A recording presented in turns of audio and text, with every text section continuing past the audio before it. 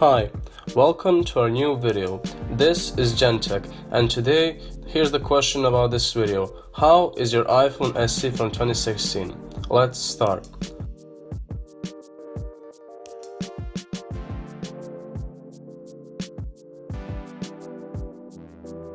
Now first, we will be talking about the history of the phone. The phone came out in 2016 along with the iPhone 7. Now this phone is in a body of an iPhone 5/5S, but it has the specs of the iPhone 6S, which came out the year before.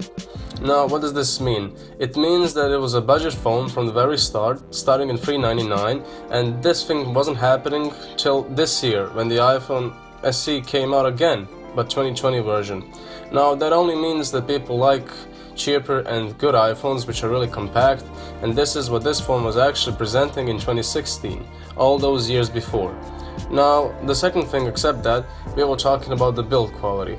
If you hold the iPhone SE in the hand, you will still say that it feels really premium thanks to its aluminum body and glass on the back and the front. Now the glass on the back is on the top of the phone and on the bottom of the phone.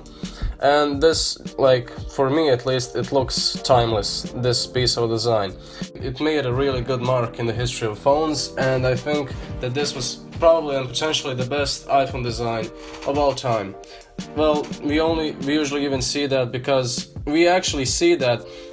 this design was used 3 times for 3 different phones. So that's enough of the history. Now let's talk about the specs. So the iPhone SE has a 1700 or 1600 mAh battery, which is small in today's standards, but it doesn't matter if you're a medium user. If you are a really heavy user, this phone is not going to last you through the day. It is also important for us to mention that every iPhone has battery percentage health. Now what does that mean? It means that you can use your phone, and of course every battery degrades over time.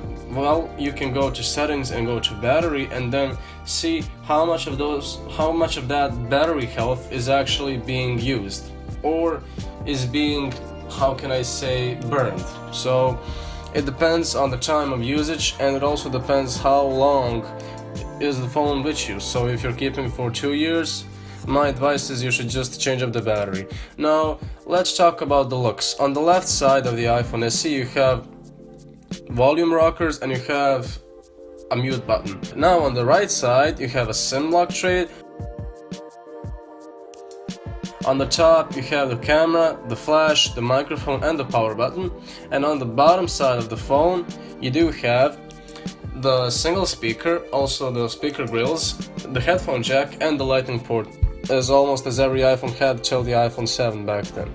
Now on the front you have a 4-inch screen, which is small in today's standards. It has really, should say, fine resolution for the time, and it's still acceptable in 2020 considering the size of the phone is 4 inches, like we said. Now it is color accurate, you can really use it for literally anything. Now it's not going to beat Samsung phones or any other newer phones, but it doesn't matter. Now also, the second thing we're going to talk about is the speakers. Now you have single speakers and you have a microphone, which is still acceptable in 2020 considering that many of the mid-range and budget options also have a single speaker.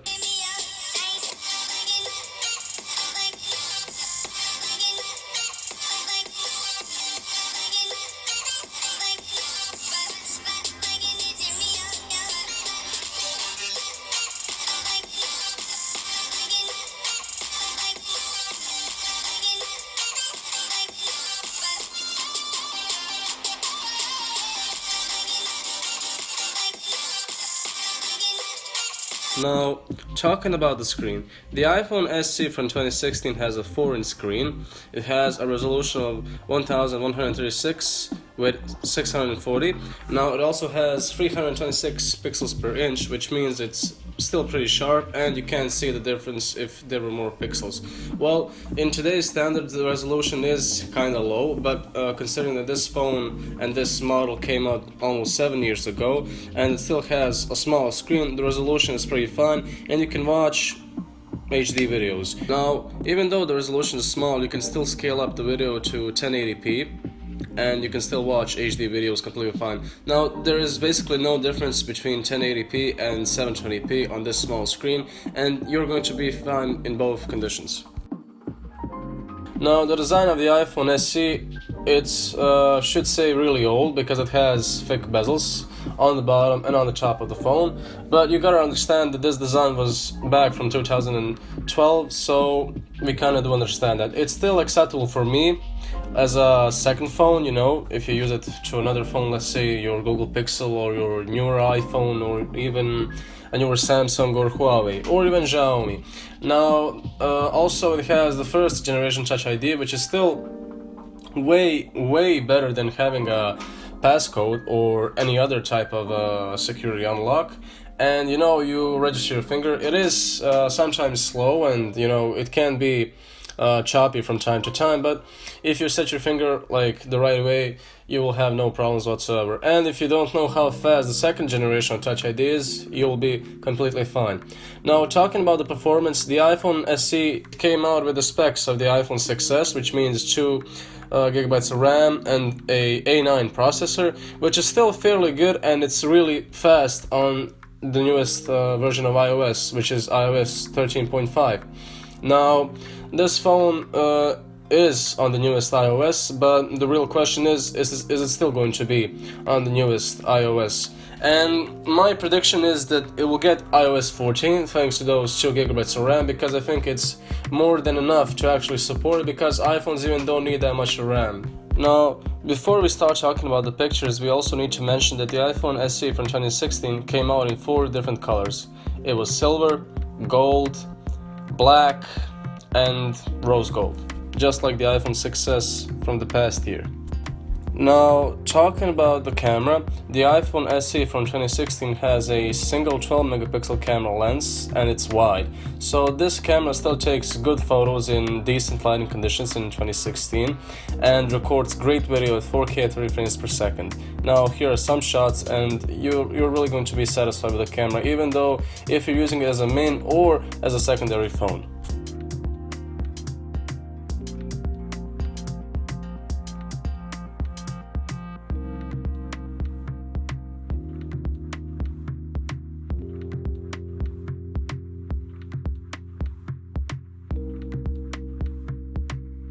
Now, the second thing is performance. If you're using this phone for, let's say, some heavy games, you will not be, satisfied in a way, because it can run most of the games, and the phone really gets hot if you use it like for a long time with heavy intensive games.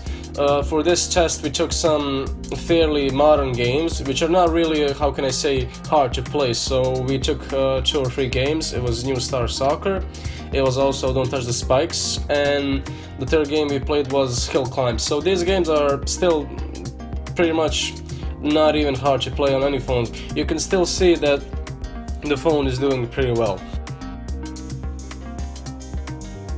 We talked about the software, we were talking about performances, design, history.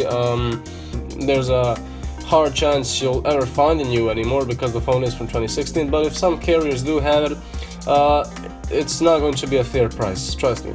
Now, also talking about the storage, if you are buying a used or new, don't buy the 16 gigabyte version, just buy the 32 gigabyte or any bigger version like 64 or 128 gigabytes, because that is going to help you more in the long run, especially if you're using it as a main phone, as a main device. Then you will need as much memory as possible. And if you're using it as a second phone, still the 16 gigabyte, it's not going to cut it. So that is my advice to you. And also another thing is, like, if you really want a small compact phone, you know, this is the phone you should go with. You can't really make a mistake because the phone is fairly good. It's compact, it's fast, it's on the newest version of iOS, and you can buy it used for 60 to 80 to 100 or 120 euros in Europe, and that is really an amazing deal in my opinion. Now, you could buy some other phones, let's say like older Huawei's or newer Samsung A series phones, and you can buy them, but I don't think they're even as close as good as the iPhone SE still. Now, like we said, should you buy it? If you wanna compact phone? Yes, absolutely. The iPhone SE is not outdated. It's going to be supported still, I think, for at least one more year, because it has to have 5 years of support. And this is going to be its 5th year in 2020. Now, there is a possibility that it won't be supported, but we never know. We hope that Apple gives it one more year of software, because why not? And people actually are talking about that the iOS 14 isn't really a big deal after all, so it only remains for us to wait and see. And yeah, everything else about the phone was pretty good. And if you are interested in our older video, well, actually our first video, the video is called How is your A20? You should watch it. It's a really good video, and it gives us great pleasure when you watch the video. And even if you feel good to leave a like, share and subscribe, that would even make us feel even better, and we will be even more glad. Thank you for watching. This was Gentech, and we will always see you in the next video. Take care. Bye.